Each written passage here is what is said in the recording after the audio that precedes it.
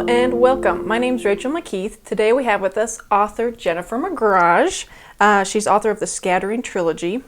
Jennifer grew up as a voracious reader and wanted to become a writer herself one day. She received her BA in English at Boise State University and went on to study linguistics at SLI International in Texas, where she met her husband.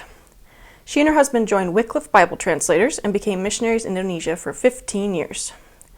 She now lives back in the States and is busy homeschooling her 3 sons and writing her trilogy. Her first 2 books in the series are called The Long Guest and The Strange Land, both of which are available on Amazon. And then her last book, The Great Snake, is set to be released this year in 2022. Welcome, Jen. Thanks. Okay, so let's just start with you telling us about your trilogy. Just Okay. give us a general outline. Who are the characters? What is the setting? What are we getting into when we read this? Okay. So the premise of the trilogy is there's a small group of people who are scattered from the Tower of Scattering Babel. Trilogy? Right. This is hence the name Scattering Okay. Trilogy. Yeah. So the idea is that there was this large civilization, and then in the biblical story of the Tower of Babel, God confuses the languages, and this results in the civilization being destroyed. So you've got all these small groups now that have to go and do survival on their own.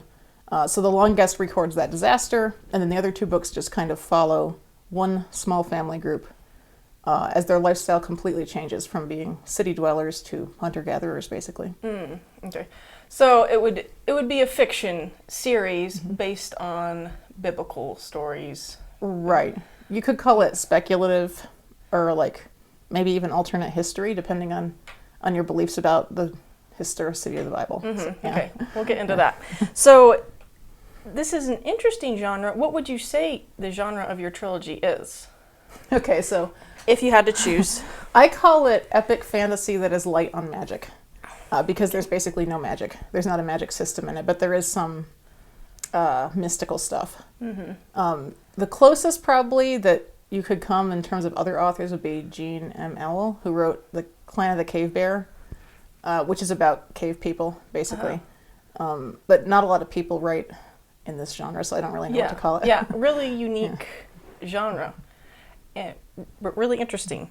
So if you would classify this in fantasy, and yet you're basing it on biblical things, so a lot of people think of fantasy as exactly that. It is fantasy. It's not real.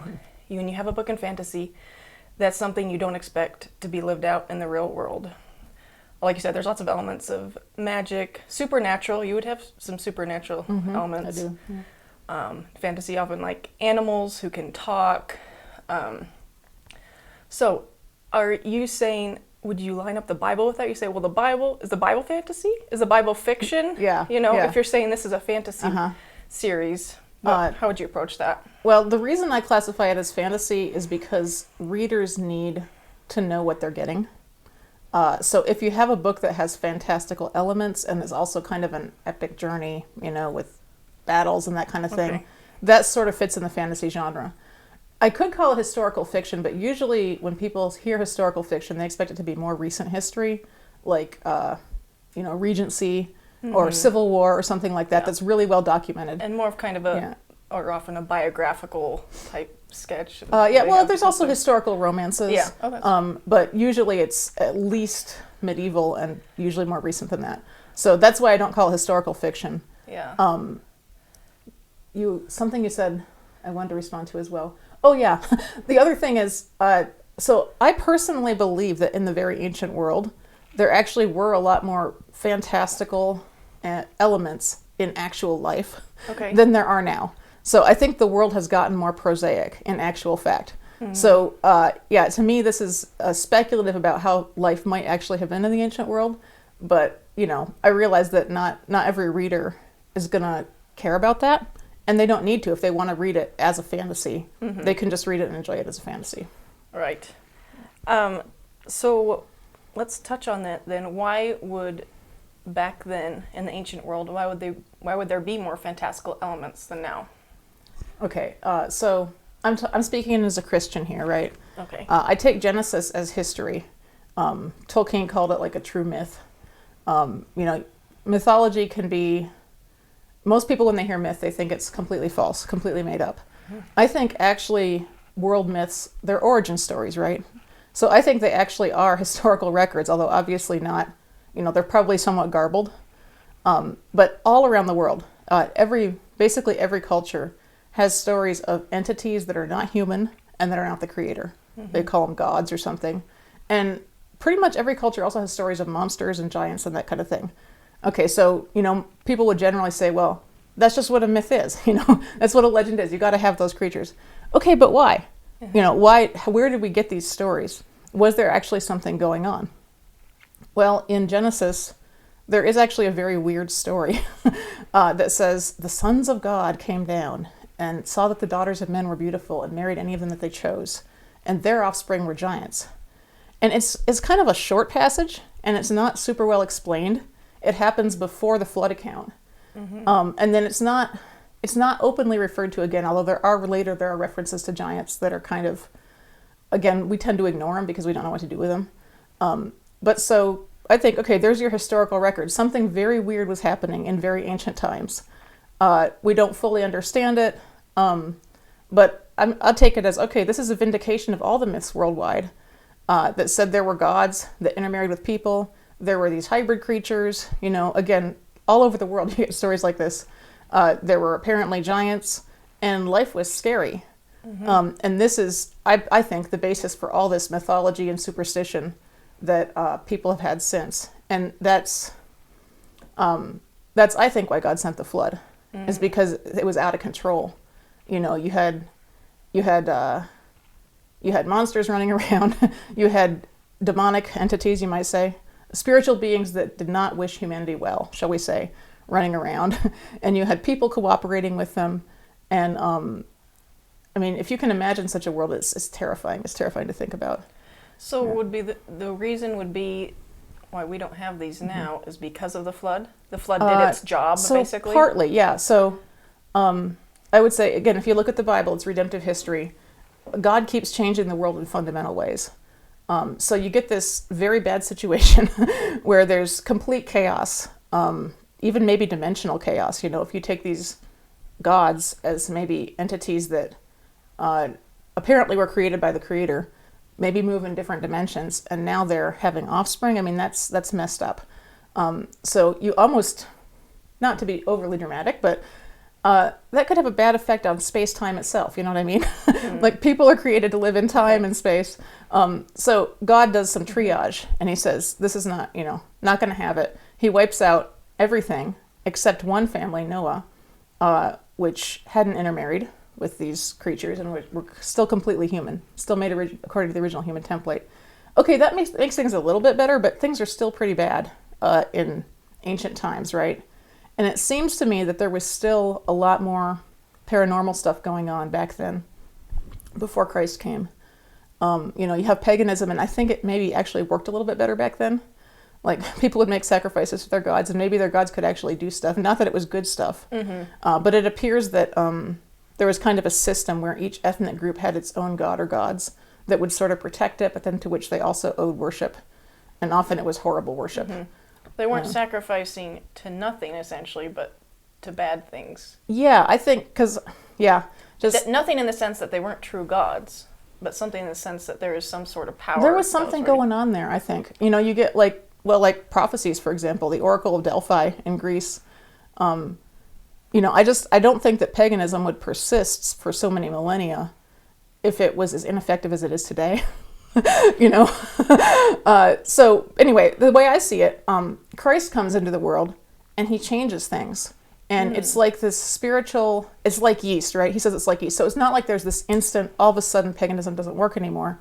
But what you see in history actually is, as Christianity spreads, the paganism loses its power. Like, when an area gets Christianized, you'll still have people hanging on and worshiping the old gods, but it just doesn't kind of work anymore.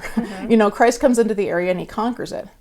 And so you see that spreading like slowly over the world, to where by the time you hit the Enlightenment, people can be completely materialistic and say, oh, there's no spiritual world, there's no spiritual entities, because a lot of that had in fact been stopped. So much separation, can't even Right. comprehend it. And I mean, it sounds kind of sad, like, oh, we think it's romantic, you know. Wouldn't it be nice to live in a fairy tale world where there's little spirits and things? But I mean, on balance, yeah, it's a really good thing. Really It's much, scary world. it's a much scarier world. Yeah. Okay, so getting back to your books, giants do play a role. They don't appear a lot, but just the fact that they exist, a lot revolves around that. Yeah. Do you want to touch on that? Especially starting at the flood, the Tower of Babel. Right. Shall I show you the book that I drew on for a lot of this? Yes, you should. Let me just stand this book here.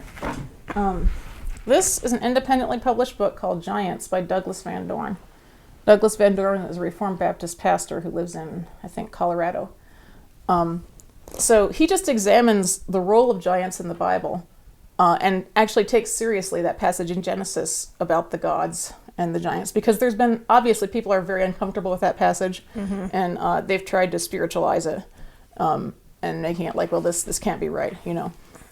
So anyway, that's what I'm drawing on. So the confusing thing is this. So say that in the pre-flood world, we had this terrifying world where there were giants and monsters and things. Okay, God wipes them out.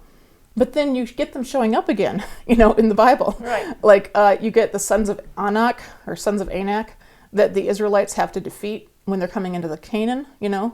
It appears that there were giants living in Canaan when the Israelites came in for the conquest. And I mean, to this day, there are cities built with megaliths all over the world, but particularly in like Lebanon and Israel. And then even down to very recent historical times compared to pre-flood, you get Goliath, right? And the giants always show up as the antagonists of God's people. So, okay, where did they come from then? That's the question. Right. If they were wiped out, why do we have giants? Right, exactly. So we don't know. There's a Hebrew like legend that there was this one giant that survived by hanging onto the outside of the ark. Not totally down with that one, but there's some speculation that that in the ancient world, people were actually getting into genetic engineering. We don't know exactly how the gods and giants made these monsters before the flood, but again, all over the world, there are stories of chimeras, composite animals, and people animals. And so we wonder if these angelic beings or these transdimensional beings were messing with the genetic code and may have taught people some stuff about that. So again, it seems like speculation, but that ancient symbol of medicine, the caduceus that Hermes carries, it's a staff, and it's got one or sometimes two snakes twined around it, and it has wings. But I mean, it looks like a double helix. It looks like a DNA molecule. And, you know, we're often finding evidence that people just had more scientific knowledge than we're aware of. But I mean, we don't know the mechanism. It probably wasn't the mechanisms that we're using today.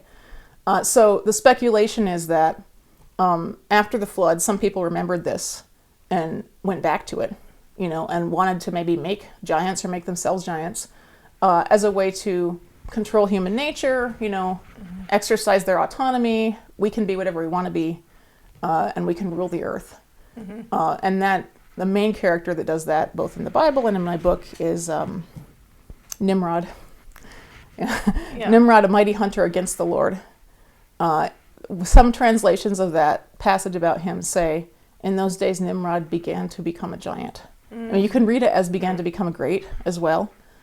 So the speculation is that this Nimrod fellow wasn't too happy that God had gotten rid of all the genetic engineering and decided to dip into it again. So in my books, it's not really gotten into in depth, but that's the explanation. Okay. Yeah. So relating that to the Tower of Babel, which your first book, The Long Guest, we start off with the Tower of Babel. But what would be special about that in relation to them trying to genetically engineer giants or get back to pre-flood times in that way? Okay, so let me clear my throat here. In Genesis, the Tower of Babel isn't explained like what the goal was. It just says that we don't want to be scattered over the whole earth. Yeah, they're just going to make a really high tower. Right, basically. yeah. You're like, okay. I mean, there is some hint that the people don't want to be scattered. They want human civilization that's they're safe. They're going to come together and in to control. Accomplish something really great. Right, and you have to kind of wonder, if they were the only people alive, who was threatening them? You know, like, why do they care? And again, Van Dorn. And he's not just making this stuff up. He's drawing on like Josephus and, extra biblical Hebrew legends and that kind of thing.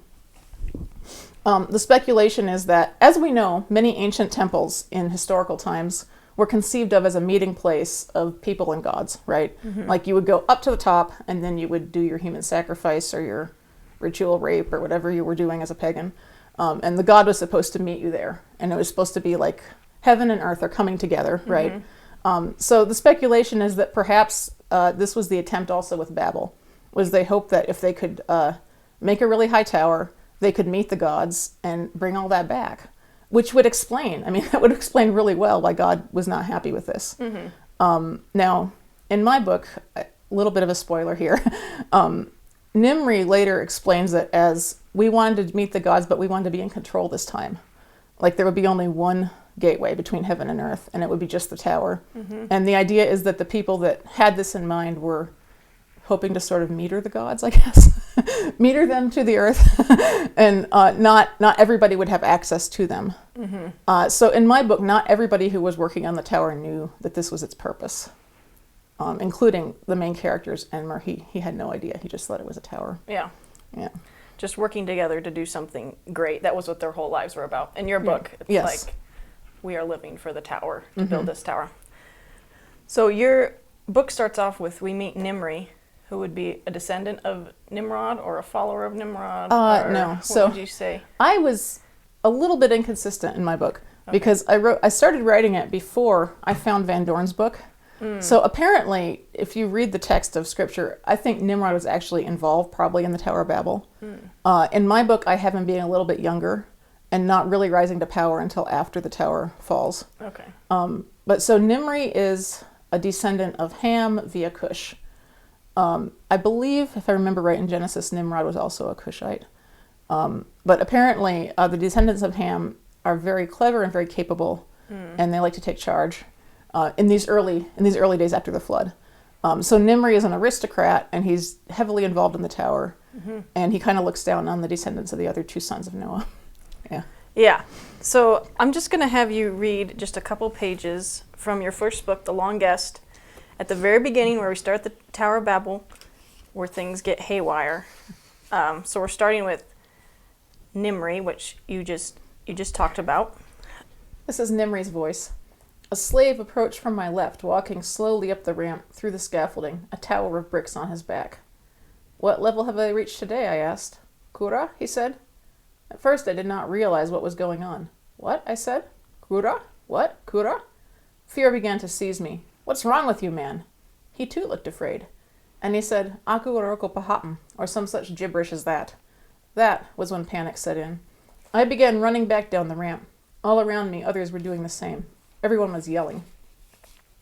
I couldn't understand any of it, but I knew they were all saying the same things. What? What? I can't understand you. We were terrified. None of us had had an experience like this before. We had always been able to accomplish anything we set our hands to. A man ran up to me, grabbed my shoulders.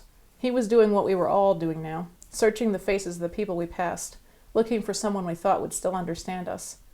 Ve os lis, he said.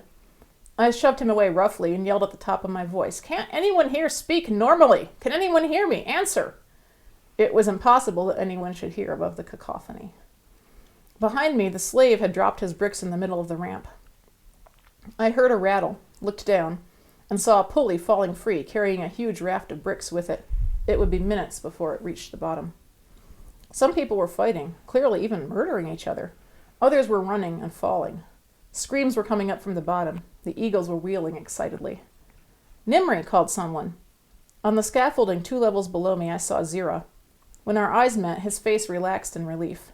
He didn't bother to run, but grabbed the scaffolding and swung himself up easily by the arms. He grabbed my shoulders and kissed my cheek, a sign of brotherhood. Nimri, he said. Relief washed over me. But then he opened his mouth to greet me, and relief dissolved into horror, for his greeting was gibberish just like the others. I couldn't understand it. It sounded something like Rachang Kupanja. I did not try to decipher it. The sound of his words filled me with loathing. You are demon-possessed, I shouted. I broke away from him and ran again, and then I felt myself falling. Thank you. I love that scene because it really captures the chaos that would have happened. It's kind of hard to imagine when you're just reading through the Bible. Okay, people are speaking other different languages. Is it really that big of a big deal? So you have a background in linguistics, which we touched on. Did that make you even more interested in doing something about the Tower of Babel? Yeah, maybe. I mean, so the way The Long Guest started was that years before I actually wrote it as a novel, I had just written a little kind of fictional meditation of my own on what it might have been like to be at the Tower of Babel when all that happened. And it's usually portrayed kind of comically, right? Like people are misunderstanding each other and then they go, oh, I guess we don't understand each other. Maybe we should just move away. But I thought, it could have been a lot worse than that. People get upset very quickly when they can't make themselves understood. And especially if you have this big project where presumably there's already some kind of hierarchy and, people are probably being forced to work on this tower. So I wrote that little vignette and then I wrote it as far as Nimri falling. And I thought, okay, maybe someday this could become a novel where he has to communicate with people that he doesn't speak their language, which of course is an interest of mine, having been in that situation. Not his exact situation, thankfully. But yeah, you can easily understand how it can get bad quickly. Well, and I like cross-cultural stories. Yeah. And I like first contact stories, which is what that is really. Yeah. So what language would Nimri be speaking, do you imagine? And what about when he talks to these other two workers and they say some random words he doesn't know? Are those based on certain languages or what did you do? For some of those, I used languages that I'm familiar with. So the slave, when he says kura and aku aroko paham, that's actually Siang, which is a language spoken in Borneo that I had the privilege to study for about a year. In Indonesia. Yeah, it's in Indonesia. Yeah, and there's about 20,000 speakers of it now. Ve'os Lis was supposed to be some kind of, Scandinavian-sounding language. And Radhakachankupancha, I just took a bunch of Indian-sounding syllables and put them together. Forgive me, Hindi speakers, if it means something bad, I don't know. Just to get a variety of languages. Right. And what do you imagine Nimri is speaking? Well, I mean, he's Hamitic, so he would have been speaking a Hamitic language, which,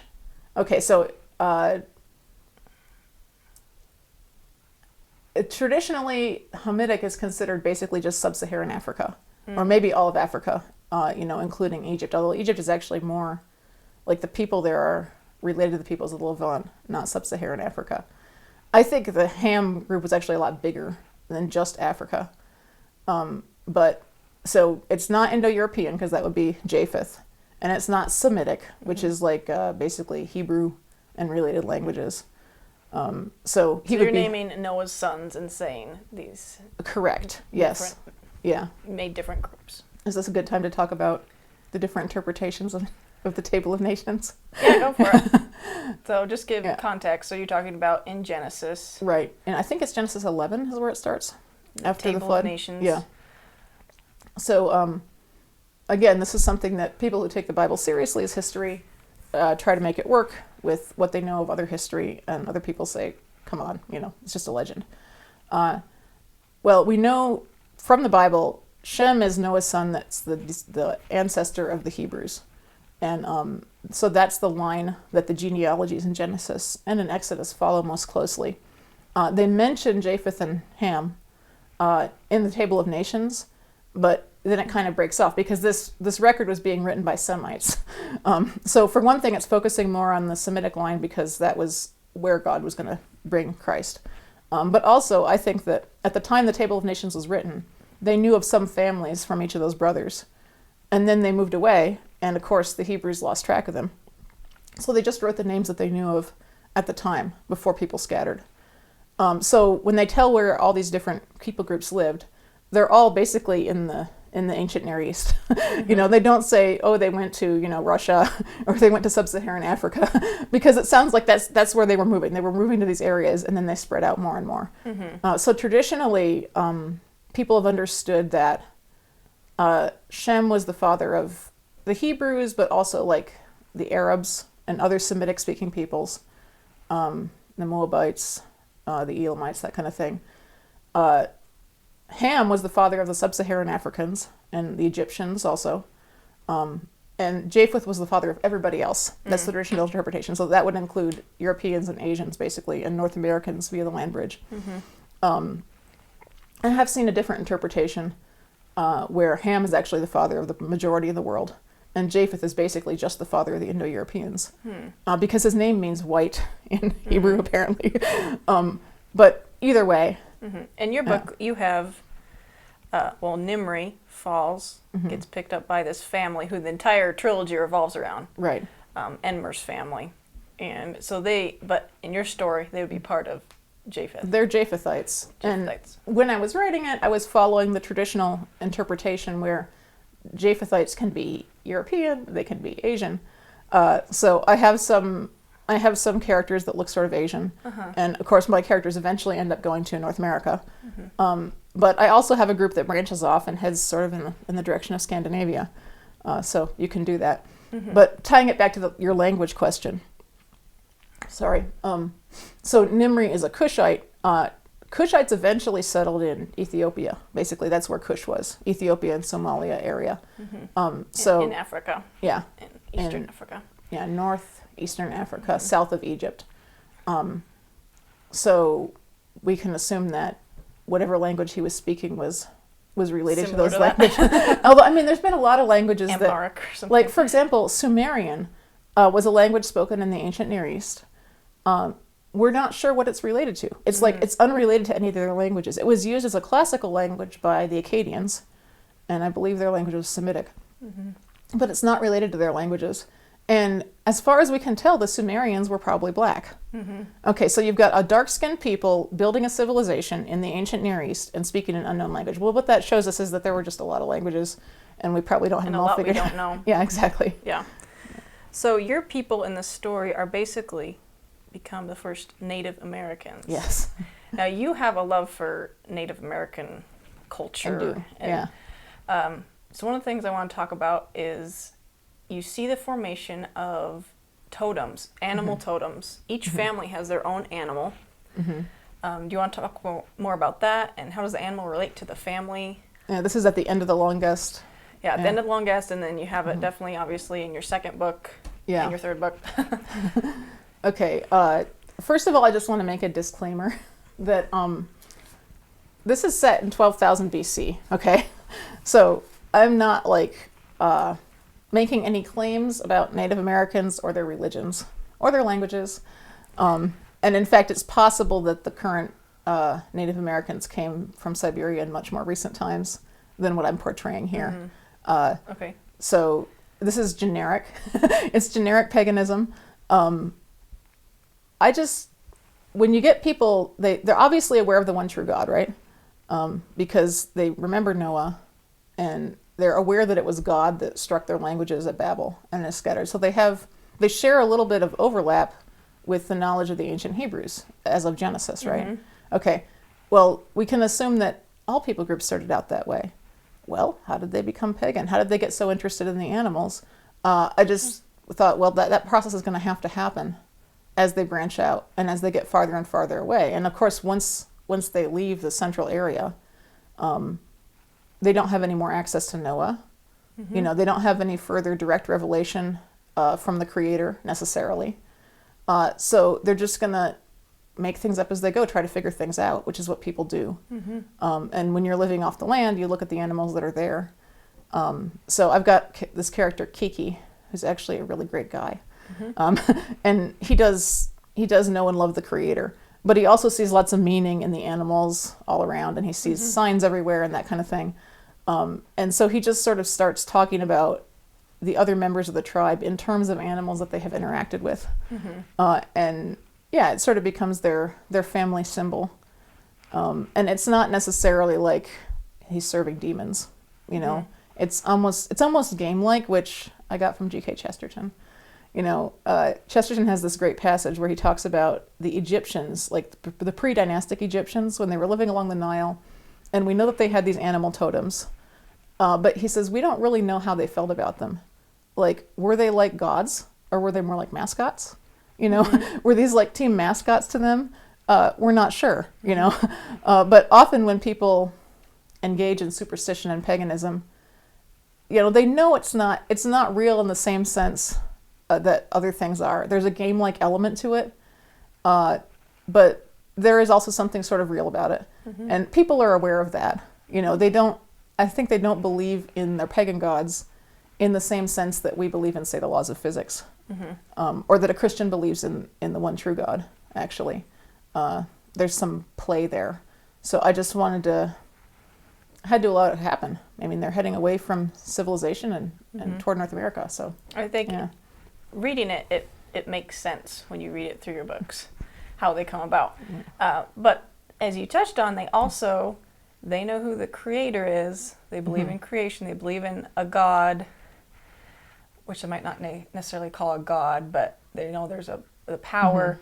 They pass down these stories of the salvation tree, which I'm presuming is the tree of life, or the tree of knowledge of good and evil. It's the ark. Oh, the salvation tree is the ark. Okay. Yeah. And they obviously know Noah. They call it Father Noah. So they know these things, and they do try, in a sense, to follow what, based on these stories that they believe are true, that they want to pass down. Yeah. But the animal totems don't really have anything to do with that necessarily. Yeah, kind of a separate issue. Kind of a separate thing that gets formed, not really having to do with anything biblical necessarily. Right. Yeah. So we're moving more into the strange land now? Is that okay? Because we're talking about the whole trilogy? That's fine. Okay. They're kind of all, I have a harder time separating out than you, since you wrote that. It's one big story. Yeah, just one giant, wonderful story. So they have these stories they are very important for them to pass down. Right. Yeah. Do you think their perception of these stories? Why don't you give just a little review of how do they view these things they know from what we would call the Bible?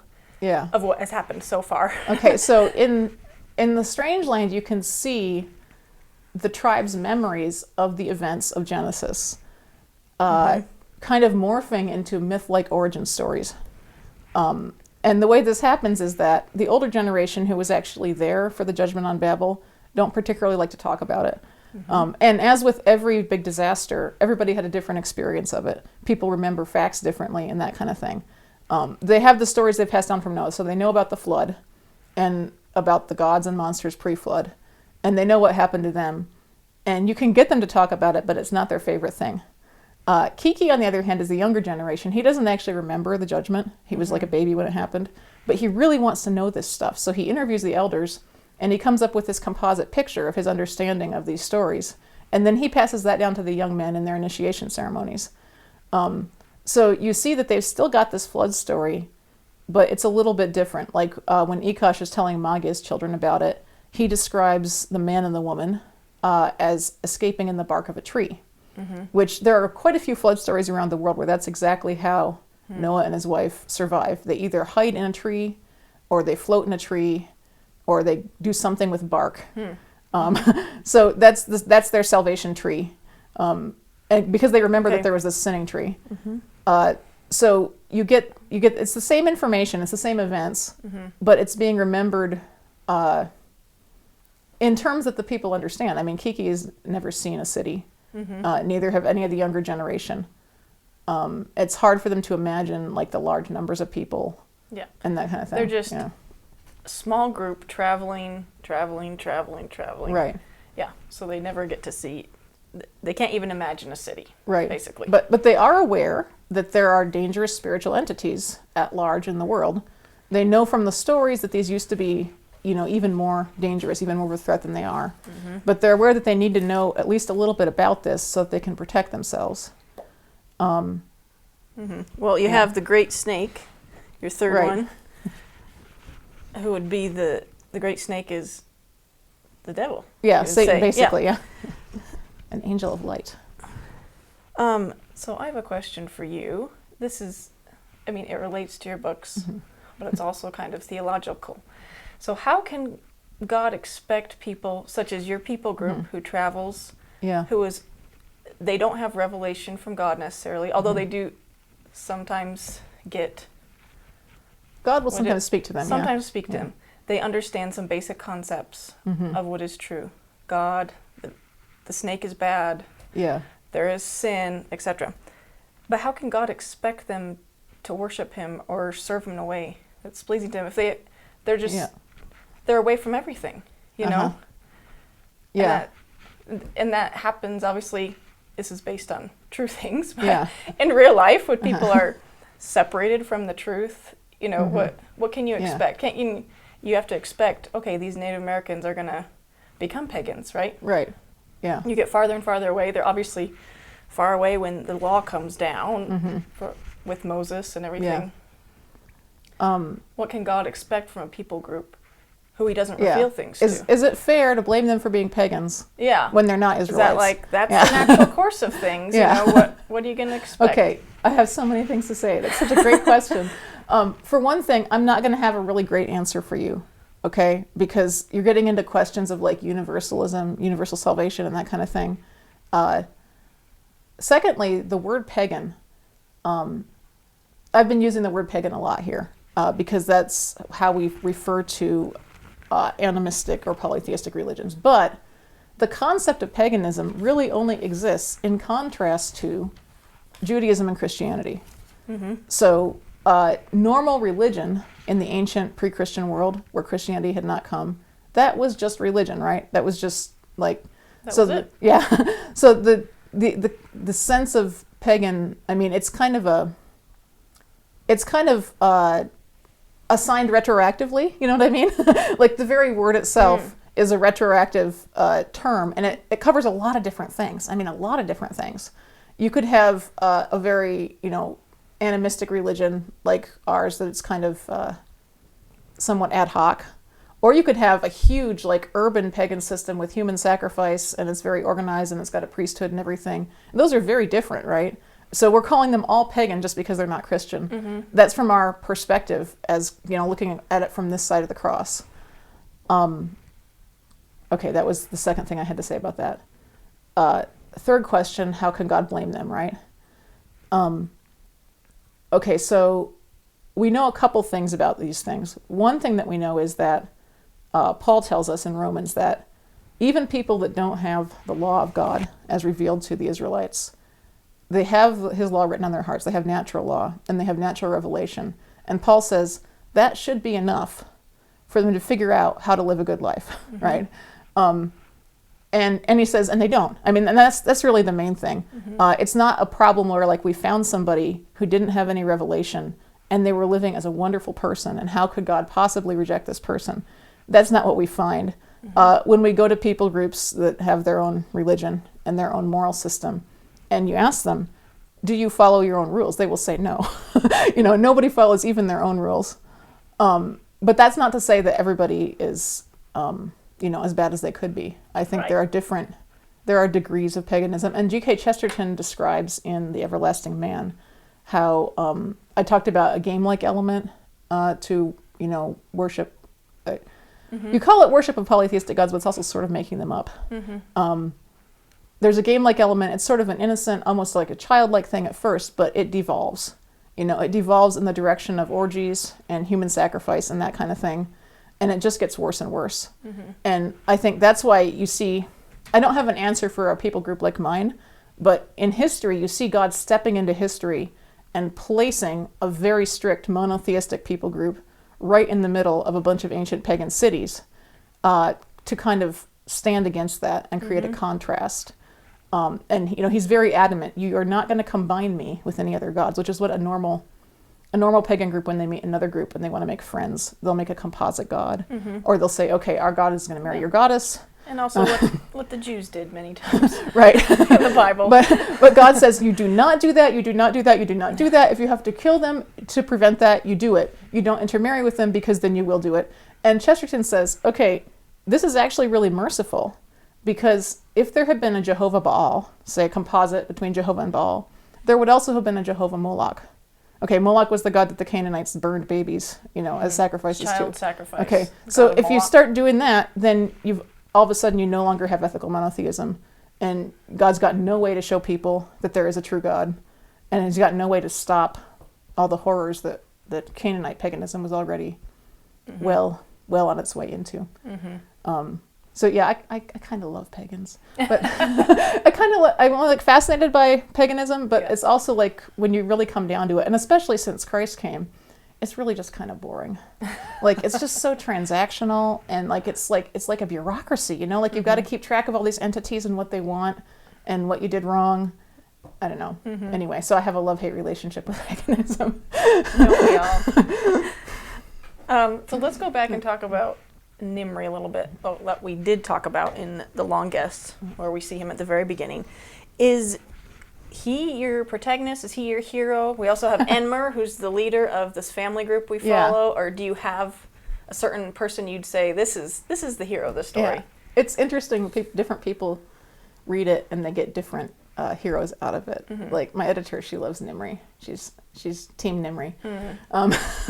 It's an ensemble cast. Yeah. So I would say if Nimri's anything, he's the anti-hero. I don't know. There's all these terms. I'm sure some bookish person is going to come and correct me about this. But I would say the premise of the book, Nimri, is the main character. Shall we say that? And he's a dynamic character, meaning that he changes quite a bit in the course of the book. So the book is supposed to be about his experience in a monolingual situation, which means he does not share a language at all with the people who are taking care of him. His experience crossing cultures. But when I went to write it, I found that in a situation like that, you have to use multiple perspectives. Like there was no way Nimri could know what was going on with the rest of the family well enough to tell the story. But I also needed him to have a diary. Some of the entries are like diary entries of Nimri. Because there was no way that everybody else could tell what he was thinking. And that was important too. So you end up with this ensemble cast. And okay, so now that we have an ensemble cast, well, I'm writing about a family going through a disaster in a survival situation. So I gave it to Enmer because he's kind of the one that ended up with responsibility right there at the beginning when everything was falling apart. And his first couple chapters, Enmer's, are somewhat... I kind of had the Swiss Family Robinson in my mind, actually. Like, it's just a very matter-of-fact account. Here's what happened. Here's what we did. You know, and I had to do that. I had to move fast enough to get them through those first chaotic weeks, or like the book would have just been completely mired there, and we never would have gotten out of the city. You know, so he'll say we did this, that, and the other, and it's obviously all stuff that would have been a ton of work. Yeah, and we just kind of skip over it. It's kind of what you have to do. Yeah, when I read the books, to me, Nimri didn't stand out as the main character. And in fact, nobody really did, except in the first book you do have Enmer. You hear Enmer a lot, and you know I liked Enmer. Just because you get familiar with him, because he's talking a lot, or you hear his thoughts a lot. So to me, there was, in all your books, it's nice because that's one of the things I like about them, is that you do it from all the different perspectives. You have him, you have his wife, you branch out, you have his mother, Zilla, who you really love. Later, as the family grows, you have the daughter, and you hear all sorts of perspectives, which I really like. Is there any character that you would say, that's me, or I really associate with their character? I put I am that one. Or all of them? Not so much. There are different elements of different ones that I identify with. Most of them. A few I just really can't relate to at all. But so the fun thing about Nimri is that because I knew that he was, how to put it, a jerk, a snob, I did not try to make him a likable character. And that really worked in my favor. Because authors tend to make every character like themselves, right? And so it's hard not to. Right. So he wasn't a dreamy, poetic, sensitive type, Nimri. He's the opposite, which actually was kind of fun. He has strengths. He's very independent. He's got a lot of energy. He's not super concerned about pleasing anybody actually around him, which is a strength in the situation he's in. Yeah. So he becomes, we didn't really say this, but he becomes a paraplegic. Right. When he falls from the tower, or he gets pushed. I always figured he just fell, but yeah. Oh, okay. Fan theories. Yeah. I thought Ben said something about that. Yeah. So, and then he becomes a paraplegic. He gets picked up by Enmer's group, so he's just completely helpless. Right. So he's in the situation. Okay. So he's in the situation that every culture crosser is in. So I spent some time overseas, and I was very, very motivated to acculturate as quickly as possible, to dazzle everyone with my command of Indonesian, to learn the language. And I mean, you know, when you go as a missionary, we went to language school for a year. You got people that are happy to tell you how to speak the language, you know, and even so, it's a really steep learning curve, and you make a ton of mistakes, and you offend people left and right. And there's things that are really basic that you don't figure out for a year or two, you know. So Nimri's in that situation, but the difference is that he doesn't care. Yeah. He's not interested at all in pleasing these people. He Makes doesn't even like them. stressful, Right. I guess, Well, for him. but he's also, the thing is, as a paraplegic, he is completely helpless. If they had left him, he would have died. If they had simply stopped feeding him, he would have died. So that's a little bit of an exaggeration, but that actually is the situation that you are in when you cross cultures. Like, you are completely helpless. You are dependent on the kindness of people, and you have nothing to offer. You know, like, you show up and help me find a house, help me shop for food, you know, help me do this, help me do that, and they're not getting the anything. most basic things. Right, exactly. It's very humbling. Yeah. And he needed some humbling. Yeah. So the fact that he's not only does he not speak their language, but he literally needs them to help wipe his butt. I mean, that's kind of what it's like when you're crossing cultures. So is that kind of the message of your books? Do you have a specific message, or were you just trying to write a good story and things pop up here? I was following the story, but obviously when you're writing a story, things that you feel strongly about will pop up as themes. Yeah. So the whole idea of being in a cross-cultural situation and not being able to contribute at all and being helpless was obviously a big interest of mine. So I guess that's sort of where the story started, though, but actually other themes come up later that that maybe I hadn't planned on, but that we all deal with. Like Enmer's response to the fact that his world has just been shattered and he's been judged by God and he's pretty sure he didn't do anything. And he never really gets over that. So the idea of how people deal with disaster and grief and how it makes your family life, how it affects your family life, shall we say. Okay, well, I think we covered a lot of topics. We could have covered even more, I'm sure. And if the fans clamor for more, more will come. But is there anything that we didn't touch on that you really wanted to share or talk about in relation to your books?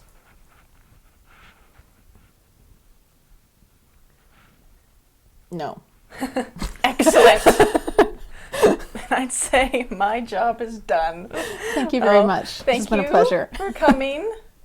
I love your books, and it's great to actually talk to the author and ask the questions that you want to ask when you're reading the books. That's a very rare opportunity. So thank you, Jen. Thank you.